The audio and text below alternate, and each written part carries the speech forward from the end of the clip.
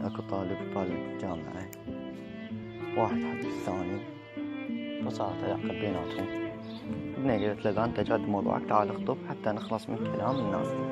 فذهب الولد على الموعد، شرب فنجان قهوة، ورث ما شرب فنجان قهوة. الأب قال له تفضل، قال له والله يا عم أنا جاي أخطب بنتكم.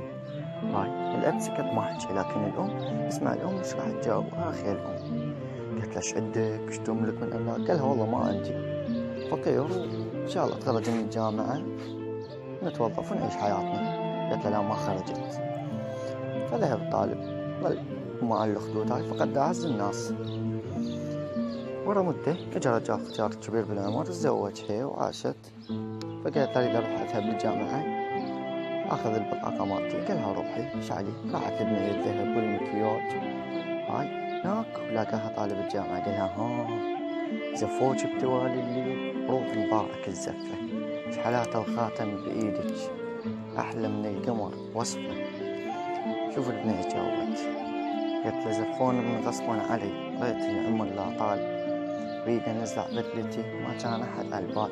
سولف عن المعاناة اللي حاجتها ويا الختيار تقول بيها مديدة بكبر أبويا، فل الشعر والدمع رأسا زال، بيده نزع بدلتي ما كان أحد على البال.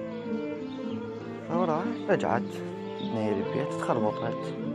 أبوها قال له الدكتور شوف إن بيها وش تطلب أنا أعطيك.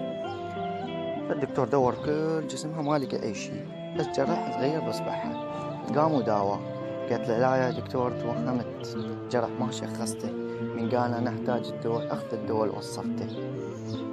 يا دكتور أنا بيا جرح والجرح ما شفته، أنا بيا طبع من صغر متعلم على السكتة. تحياتي لكم، لا تنسون الاشتراك بالقناة ولايك للفيديو، وصيكم كل جديد إن شاء الله القادم أفضل.